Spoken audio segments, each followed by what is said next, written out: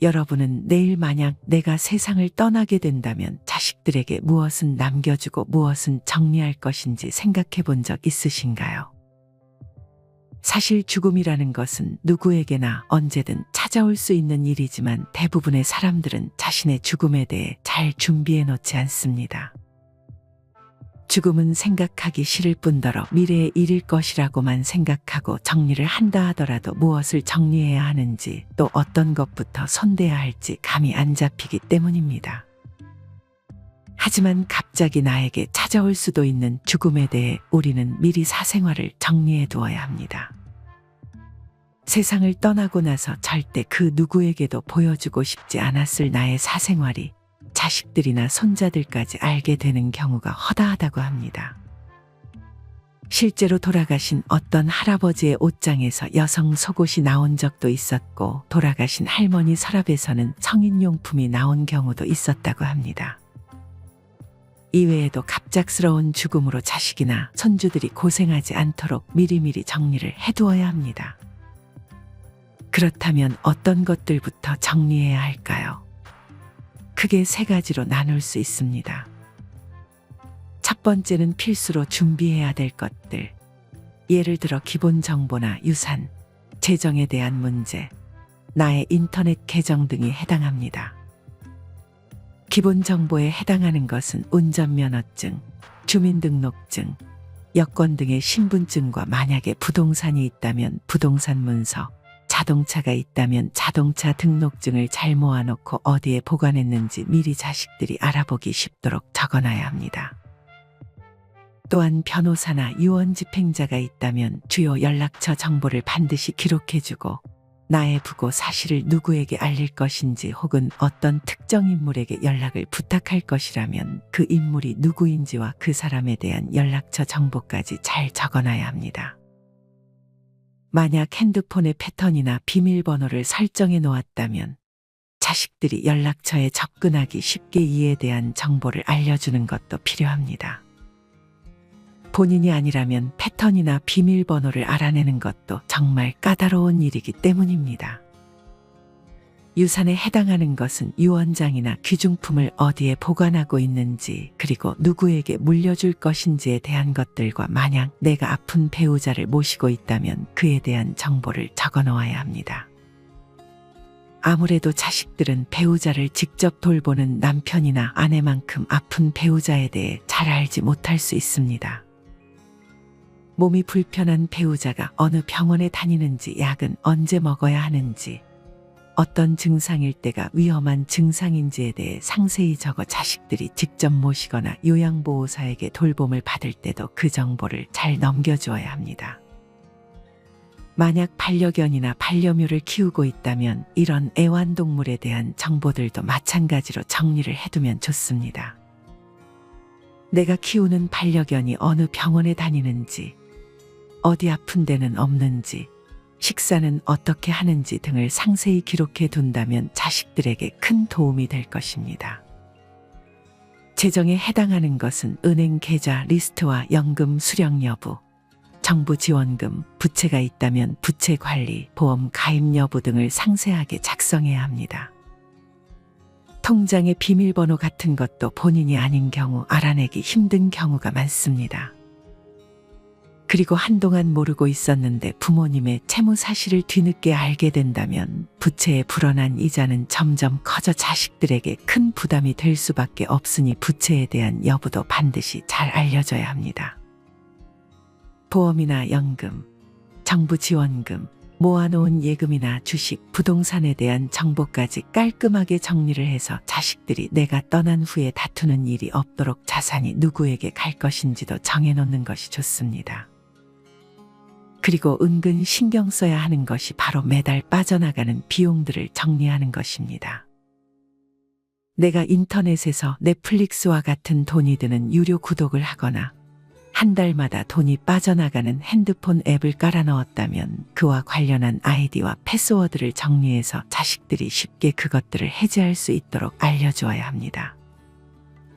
이런 것들을 포함해 인터넷 계정 등에 대한 정보들도 자식들이 잘 알아볼 수 있도록 정리해야 합니다. 하지만 만약 인터넷 계정 중에 나의 사생활이 담긴 인터넷 계정이 있다면 그 계정은 미리미리 삭제하는 것이 좋습니다. 서론에서 말씀드렸듯 별로 자식들이나 손주들에게는 알리고 싶지 않은 내용들이 담겨 있을 수 있기 때문입니다. 내가 인터넷으로 어떤 기록을 남겼는지 정확하게 기억이 잘 안 나실 수도 있습니다. 그럴 때는 디지털 장의사를 찾을 수도 있습니다. 우리가 인터넷에 머무는 시간이 많아짐에 따라 우리가 남긴 그 흔적이 생각보다 많습니다. 예를 들어 갑자기 정치적 성향이 바뀌어서 특정 정치인을 옹호했던 댓글을 지우고 싶을 수도 있을 것이고, 이외에 그 어떤 경우에서라도 내가 쓴 댓글을 지우고 싶을 때가 있을 것입니다. 디지털 장의사는 이제 하나의 직업이 됐는데, 이들이 하는 일은 세상을 떠났거나 곧 떠날 사람들이 살아생전에 인터넷에 남긴 흔적들을 다 정리해주는 일을 합니다. 물론 유튜브에 남긴 댓글뿐 아니라 네이버 밴드, 카카오 스토리, 페이스북 등 SNS에 남긴 나의 글들까지 포함이 됩니다. 만약 정말 깔끔하게 이런 것들을 정리하고 싶다면 디지털 장의사에게 의뢰를 해보는 것도 한 방법인 점 참고하셨으면 좋겠습니다. 자식들이나 손주들을 고생시키지 않기 위해 미리 정리해 두어야 할 두 번째는 바로 나의 희망사항입니다. 여기에는 장례식을 어디서 하고 싶은지, 부고 알림은 누구에게 보낼 것인지와 연명치료 여부 등에 관한 것들이 해당합니다. 장례식 관련해서는 내가 원하는 장례식의 형식과 장례식의 장소를 미리 작성해두고 나의 장례식에 자식들이 읽어주었으면 하는 기도나 시가 있다면 작성해 두는 것이 좋습니다. 이 밖에도 내 장례식장에 틀어줬으면 하는 음악이나 주도문, 초대하고 싶은 사람 명단뿐 아니라 장례식 비용은 어떻게 처리할 것인지, 그리고 시체 처리 방법, 즉 화장, 관, 에코장, 수목장 등에 대한 내용도 기록을 해주면 자식들이 이 문제로 고민하는 일이 없을 것입니다. 또한 내가 영정 사진으로 희망하는 사진이 있다면 이것도 미리 알려주는 것이 좋습니다.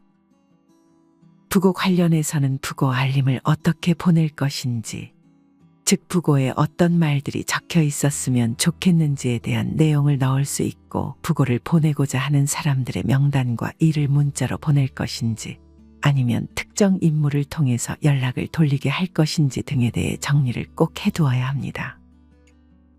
그 다음 가장 중요한 것은 연명 치료의 여부가 아닐까 생각합니다. 내가 의식을 잃었고 깨어날 확률이 희박하다면 이때 자식들은 정말 괴로울 수밖에 없을 것입니다. 이 문제로 인해 자식들이 다투게 되거나 수많은 병원비를 감당해야 할지도 모릅니다. 살아생전에 반드시 연명 치료 여부에 대한 나의 생각을 자식들에게 알려주거나 작성을 해놓아야 합니다. 자녀들은 연명 치료를 진행하는 것도 중단하는 것도 부모님께 불효할까 걱정하는 경우가 많습니다. 결국 건강할 때 우리 부모님 스스로가 이 문제를 결정하는 것이 좋습니다. 아직도 전국적으로 1,500여 명이 본인의 의사와는 관계없이 인공호흡기에 의지해 연명 치료를 받고 있는 것으로 나타났습니다. 연명에 대한 의향을 밝히는 문서가 사전연명 의료의향서입니다. 사전연명 의료의향서는 보건소나 국민건강보험공단 본부 및 지사 등 국가에서 지정한 등록기관을 방문하여 상담 후 작성할 수 있습니다. 나중에 하려고 하면 정말 후회하는 상황이 생길 수 있으니 이와 관련된 부분은 시간을 내서라도 미리 준비를 해보셨으면 좋겠습니다.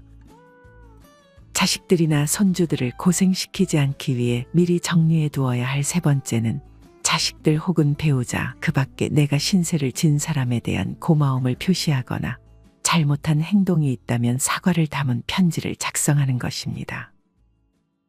혹은 자식들에게 이제껏 어떻게 살아왔는지에 대한 나의 삶에 대해 알려주는 편지를 작성할 수도 있습니다. 자식들은 부모님이 어떤 인생을 살았는지 잘 모르는 경우가 많습니다.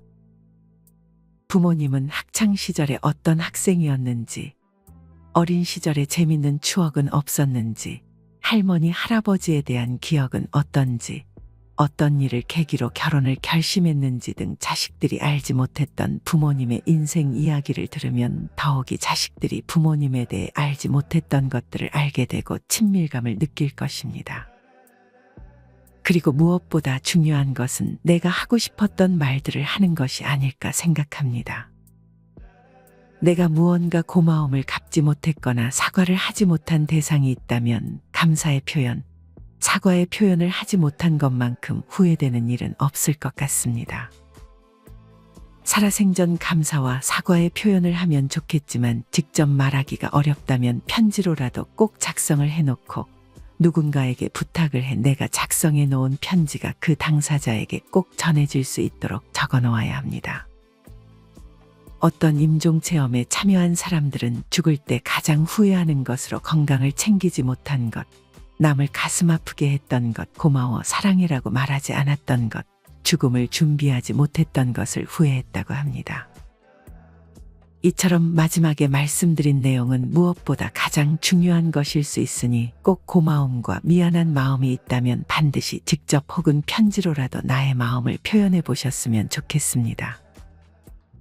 여러분은 오늘 말씀드린 내용 중 지금 준비하는 것이 있으신가요? 아직 준비하고 있는 게 하나도 없다면 이 중 하나씩만 골라 차근차근 자식들과 손주들이 고생하지 않도록 정리해 보셨으면 좋겠습니다. 유럽의 스웨덴에서는 새로운 정리법으로 데스클리닝 열풍이 불고 있다고 합니다. 이는 연령에 관계없이 한 번쯤 죽음을 가정하고 주의를 정돈해보는 것을 의미합니다. 내가 세상을 떠난 뒤에 자식들에게 물건을 정리하게 만드는 대신 내가 살아있을 적에 미리 버릴 물건은 버리거나 기부하고 이 밖에 정리할 것들을 잘 기록해두는 것입니다. 사실 죽음이라는 단어는 부정적이고 암묵적으로 금기시되는 단어이기도 했습니다. 하지만 이제는 사람의 죽음에 대한 인식이 빠르게 바뀌고 있다고 합니다. 이제는 잘 먹고 잘 사는 웰빙을 대신해 품위 있게 죽자는 웰다잉이 전 세계적으로 퍼지고 있다고 합니다. 잘 사는 것만큼이나 품위 있게 죽음을 맞이하는 것도 매우 중요한 것 같습니다. 죽음을 부정적으로 생각하는 것보다 웰다잉을 위해 내가 지금 할 수 있는 것들을 하나씩 잘 실천해 보셨으면 좋겠습니다. 이상으로 오늘의 영상을 마치겠습니다. 우리 모든 구독자분들의 행복한 여생을 응원합니다. 다음에 더 좋은 내용으로 찾아뵙겠습니다. 감사합니다.